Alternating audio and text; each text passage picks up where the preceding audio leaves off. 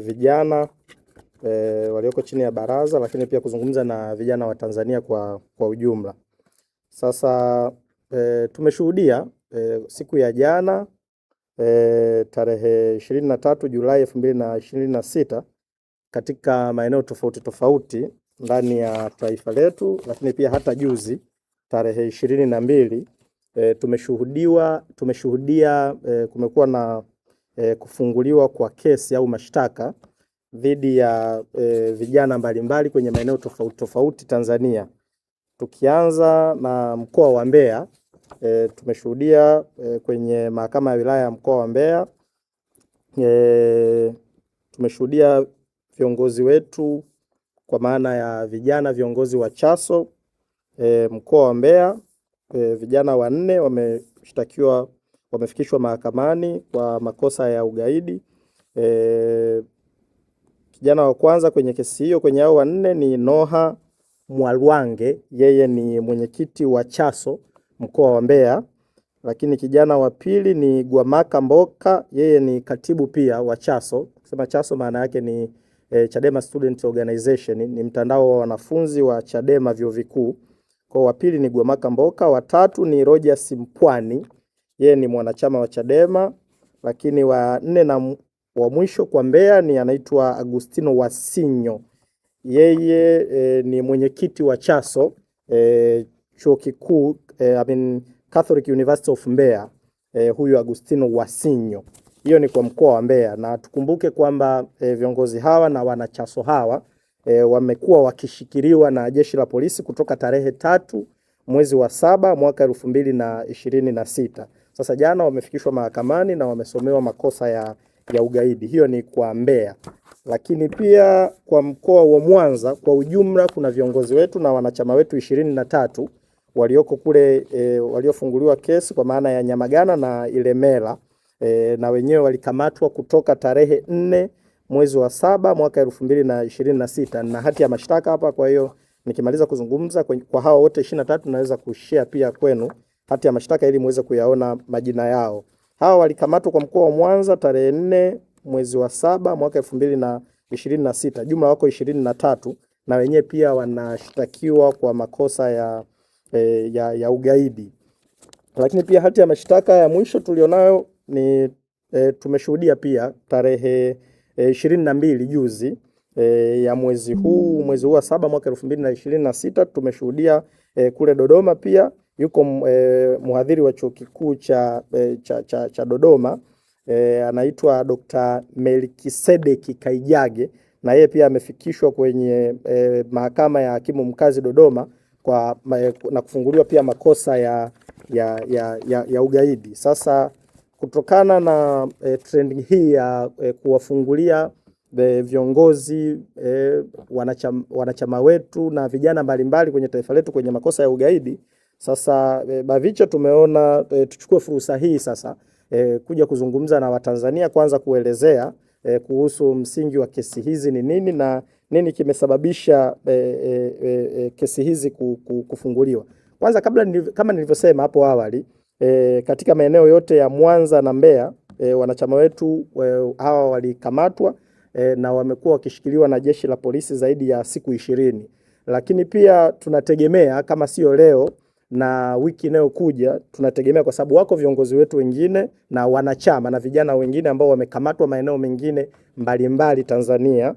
Kwa mfano hapa Dar es Salaam tunao wanachama wetu na vijana wenzetu 4 ambao 3 wako chini ya jeshi la polisi, lakini mmoja anaitwa Peter Seleka, yeye kwa sasa hajulikaniki alipo, ni zaidi ya wiki moja hajulikaniki alipo. Lakini wengine wanaoshikiliwa kwa hapa Dar es Salaam anaitwa Zaki Shija, Pendo Kileo, na wenyewe wanashikiliwa. Lakini pia leo asubuhi tumepata taarifa kule mkoa wa Shinyanga, katibu wetu wa kanda ya Serengeti anaitwa Jackson Mnyawami, na yeye asubuhi ya leo tarehe 24 na yeye amekamatwa na jeshi la polisi, na kwa dalili zinavyoonekana kwa wanachama wetu wote maeneo tofauti ambao wamekuwa wakikamatwa kwa siku za karibuni, kwa maana ya kipindi cha mwezi mmoja uliopita, wamekuwa wakifunguliwa makosa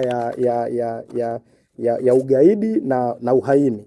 Sasa naomba nianze kuzungumzia kuhusu hawa vijana wa Mbeya waliokamatwa Mbeya, hawa viongozi wa Chaso. Nianze kuwazungumzia hao kwa sababu tunajua sababu ya kwa nini viongozi mbalimbali wa Chaso na vijana mbalimbali wa Chadema wamekuwa wakikamatwa siku za hivi karibuni. Kama mtakumbuka, tarehe 23 Juni mwaka 2026 Chama cha Demokrasia na Maendeleo Chadema kilifanya mkutano wake wa hadhara kwenye jiji la Mbeya, na baada ya mkutano wa hadhara uliofanyika pale Mbeya na kuhutubiwa na viongozi wakuu wa chama akiwemo makamu mwenyekiti wa chama chetu John Heche, vijana wa Chaso walikutana na makamu mwenyekiti baada ya mkutano ule, na katika mazungumzo yao vijana wa Chaso walieleza utayari wao kuwa sehemu ya mabadiliko ya nchi yao, lakini pia walimwahidi makamu mwenyekiti kwamba Chaso wako imara na hawatakaa nyuma katika mapambano ya kudai uhuru, haki na maendeleo ya watu kwenye taifa letu. Mara baada ya commitment hiyo na maelezo hayo ya vijana wa Chaso Mbeya, walianza kukumbana na vitisho mbalimbali vya kutishwa kutoka jeshi la polisi, lakini pia kutoka kwenye maeneo mengine tofauti na watu ambao wao wengine walishindwa kuwatambua ni watu gani. Walianza kuwatisha kwamba waachane na shughuli zote za Chaso na waachane na shughuli za Chadema kwa sababu wanaweza wakafunguliwa kesi au wakachukuliwa hatua nyingine yoyote. Kwa hiyo mara baada ya wao kukamatwa sasa na kufunguliwa mashtaka haya, sisi tumeona ni mwendelezo na tunaamini kwamba huu ni mwendelezo, na tuliambie tu jeshi la polisi kwa sababu jeshi la polisi limekuwa likitumika na watawala na CCM kutaka kuwanyamazisha vijana wa Chaso, vijana wa Chadema na vijana wa Kitanzania kutoka kwenye msimamo wao ambao wamekuwa nao, kwa sababu wote tunafahamu kwa siku za karibuni maeneo mbalimbali tumewashuhudia vijana, kuna vuguvugu kubwa sana la vijana kuiunga mkono Chadema, kuunga mkono ajenda ya katiba mpya, kuunga mkono ajenda ya tone, kuunga mkono mapambano ya kuhakikisha tunamdai mwenyekiti wetu wa chama Tundu Lissu aachiwe huru. Sasa kwa sababu vuguvugu hili limekuwa kubwa, na nyinyi waandishi wa habari mnaweza mkawa ni mashuhuda kwamba kwa siku za karibuni siasa za vyuoni, siasa za wanafunzi wa vyuo kuiunga mkono Chadema, kuiunga mkono Chaso, kushiriki katika mapambano ya taifa letu, mapambano ya kudai mabadiliko ya taifa letu. Kwa kweli vijana wa Chaso wameamka kwa kiwango kikubwa sana. Sasa mara baada ya kuwepo na vuguvugu hilo la vijana wa Chaso kuamka na kufanya hizi shughuli za siasa, kutimiza wajibu wao kama vijana wasomi, kama ambavyo Mwalimu Nyerere alisema kwamba taifa hili linahitaji wasomi ambao hawatatumia elimu yao kwa manufaa yao binafsi. Taifa linahitaji kuwa na wasomi ambao watatumia elimu yao kwa manufaa ya jamii nzima.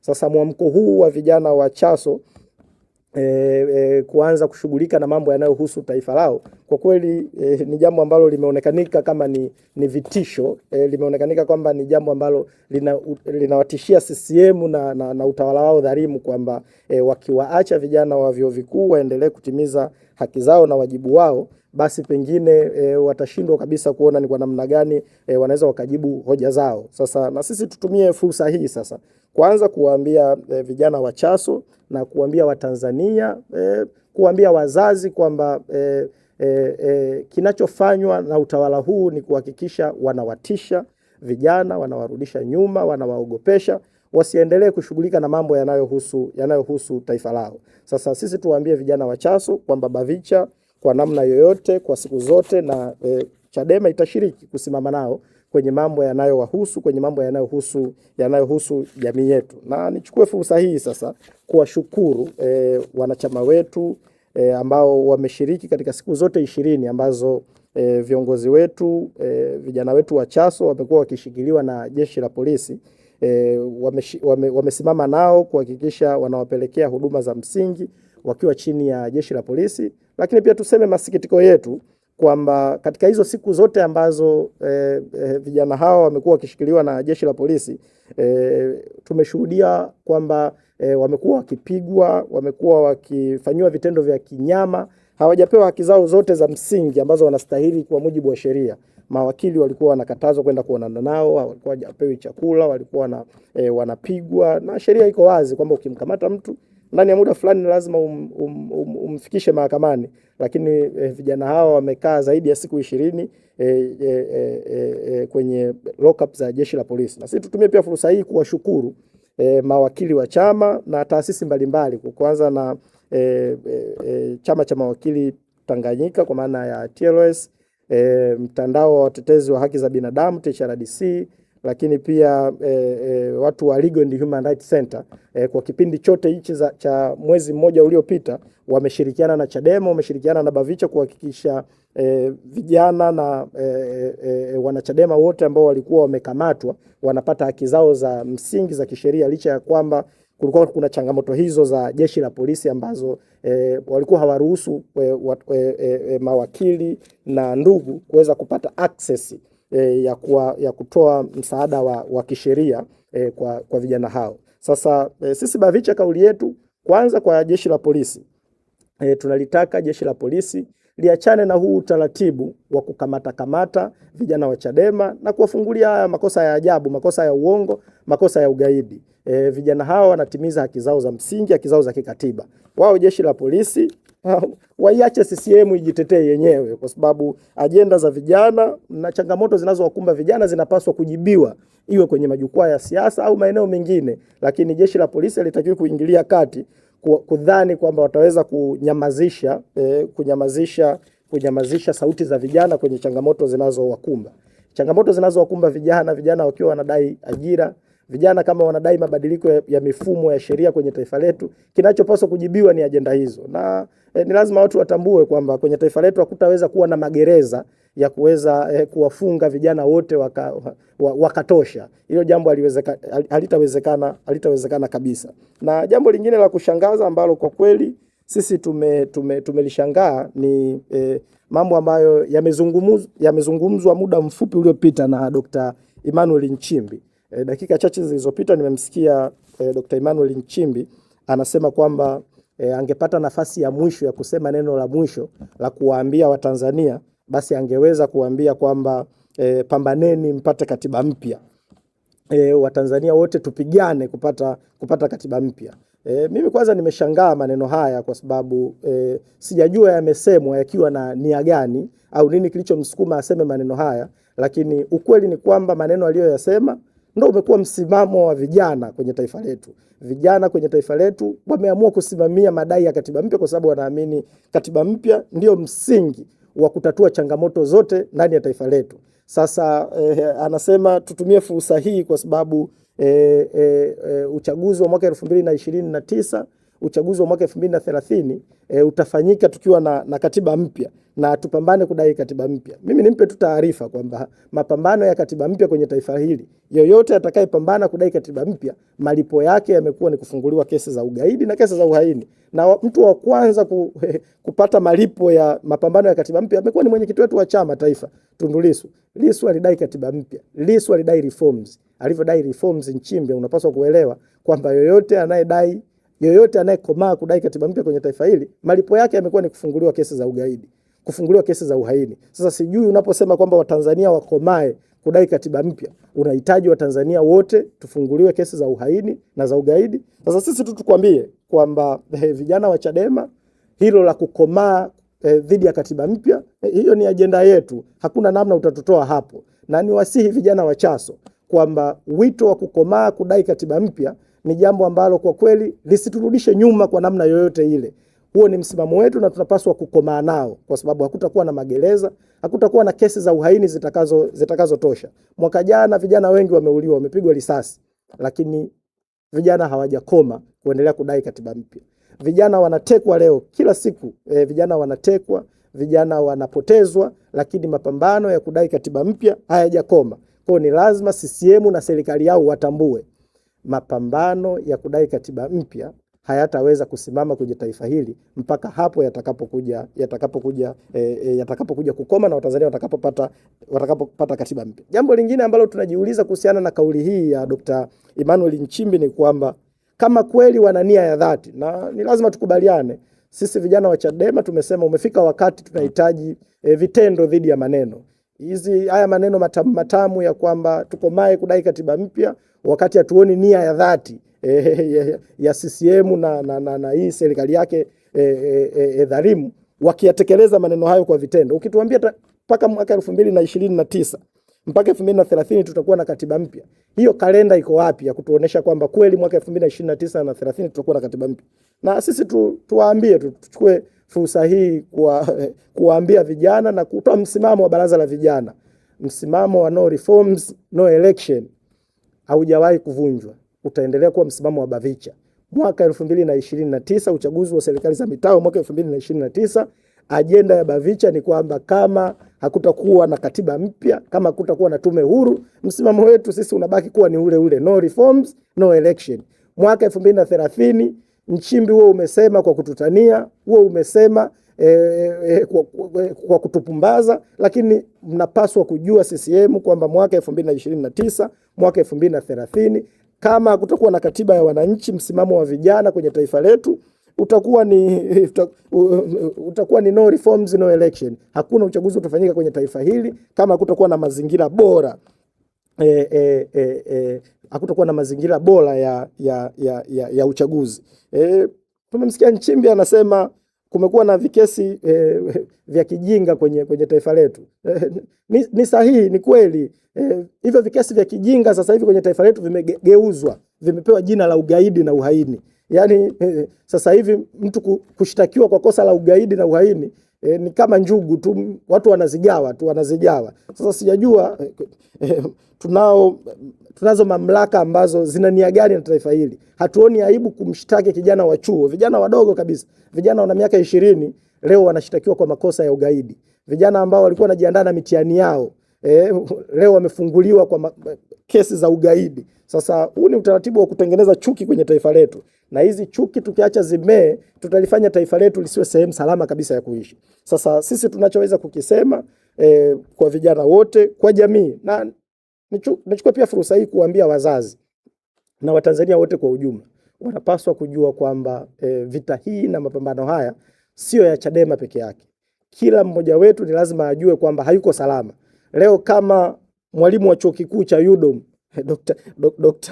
Dr. Melkisedek Kaijage, yeye ametimiza wajibu wake tu akiwa darasani anawafundisha wanafunzi wake, ni mwalimu wa political science, amesimama darasani anazungumza maandamano kama ni haki ya kikatiba, ni haki ya kiraia, wananchi wana haki ya kuandamana, watawala wamemchukulia hatua. Sasa nichukue pia wito huu kuwaambia wahadhiri, maprofesa, madokta, walimu wa vyuo vikuu vyote Tanzania, jumuiya za kitaaluma, wajue na wao pia hawako salama kwenye taifa hili. Taifa hili yoyote anayesema kweli, taifa hili yoyote anayesimamia haki hayuko salama. Malipo ya mtu yoyote anayesema ukweli kwenye taifa hili anakuwa awarded ugaidi, anakuwa awarded uhaini. Sasa kama hakuna aliyoko salama kwenye taifa letu, maana yake hakuna njia nyingine yoyote tulionayo zaidi ya kuchukua hatua. Na tukinyamaza, kimya chetu hakitaweza kumfanya mtu yoyote awe salama. Kwa hiyo tuchukue fursa hii kumwambia Dr. Emmanuel Nchimbi na wana CCM wote kwamba kwa sasa hatuhitaji maneno matamu kwa kweli. Kama kweli wao wana nia ya dhati ya kuhakikisha katiba mpya inapatikanika kabla ya mwaka 2029 na ikatumika kwenye uchaguzi wa serikali za mitaa mwaka 2029, tunahitaji kuiona nia hiyo ya dhati kwa vitendo. Tunahitaji kuona kalenda, tunahitaji kuona bajeti ya mchakato wa katiba mpya, tunahitaji kujua mchakato huo unaanza lini, utaisha lini. Ilani yao ya CCM ilisema kwamba ndani ya siku 100 tutaona mchakato. Sasa hivi tumeambiwa sababu ya huo mchakato kutokuanza kwenye siku 100 ni kwa sababu sio kuna tume za maridhiano na kila siku hizo tume zinatengenezwa. Sasa hatujui kwamba hizo tume zitaisha lini, zitamaliza lini kutengenezwa na kufanya majukumu yake, halafu tukapata katiba mpya ndani ya muda. Ya. Sasa jambo lingine ni kwamba ambalo tunaweza tunataka kulisema ni wito wetu sasa Bavicha. Wito wetu wa Bavicha. Kwanza tunalihitaji jeshi la polisi na mwendesha mashtaka mkuu wa serikali aachie vijana wetu wote ambao wamewakamata na wamewafungulia haya makosa ya ugaidi na uhaini. Nafikiri kama taifa hatupaswi kuchezea ugaidi na uhaini. Siku tukija kuwa na magaidi wa kweli kwenye taifa hili, kuwa na wahini wa kweli kwenye taifa hili, hatutakuwa tunacheka cheka huko mitaani kama tulivyo sasa. Hali itakuwa mbaya zaidi ya ilivyo. Sasa tuache kuuchezea ugaidi na uhaini kwenye taifa letu. Hatuna mtu gaidi, hatuna mtu haini. Hatuna mwanafunzi wa chuo kikuu kwenye taifa hili ambaye ni gaidi, ni haini. Wanafunzi hawa na vijana hao wa chuo kikuu wamekuwa wanatekeleza wajibu wao. Na sisi vijana wa Chadema, vijana wa Bavicha, hatutarudi nyuma na hatutauogopa ugaidi, hatutauogopa uhaini, hatutaogopa kutekwa, wala hatutaogopa kupotezwa, eti tuache kutekeleza majukumu yetu. Kama mnataka mambo haya, kama mnataka vijana wa Chadema wanyamaze, kama mnataka vijana wa Chadema wasisimamie wanayoyasimamia, basi tatueni changamoto zinazowakabili. Badilisheni mfumo wa uendeshaji wa taifa hili. Leteni katiba mpya ya wananchi ambayo inahitajika na vijana, inahitajika na wananchi. Mkifanya hivyo pengine huu ugaidi mnaouona ndani yetu utapotea. Lakini pia wito wetu kwa vijana wa Chaso vyuoni ni kwamba Bavicha tutaendelea kusimama na nyinyi kwenye hizi kesi zote ambazo vijana wa Chaso wamefunguliwa. Chadema na Bavicha na kwa kupitia pia kurugenzi ya sheria ya chama chetu na wadau wetu, taasisi mbalimbali za haki za binadamu, tuhakikishie tu vijana wa Chaso na Watanzania wote kwamba vijana hawa kwenye hizi kesi zote za ugaidi na uhaini, tutahakikisha kwamba tunapata mawakili watakao wasimamia vijana hawa. Lakini pia hatutanyamaza kwa sababu tunaamini kesi hizi sio tu zinapaswa kupambaniwa mahakamani. Mambo haya yanapaswa kukemewa mtaani na kila mmoja wetu anapaswa kuyakemea mambo haya. Hili halipaswi kuwa jambo la vijana wa Chadema na halipaswi kuwa jambo la wanaharakati au watu wa kundi fulani. Kwa sasa kwenye taifa letu mambo haya yanapaswa kukemewa na kila mmoja wetu. Hakuna aliye salama kama ambavyo tumesema. Sasa unyama huu na uonevu huu hautaweza kuturudisha nyuma, na kila kundi kwenye jamii yetu linapaswa kuchukua hatua ya kuhakikisha mambo haya tunayakemea. Mara baada ya kusema hayo, na washukuruni sana, labda kama kuna swali lolote tulijibu. Asante.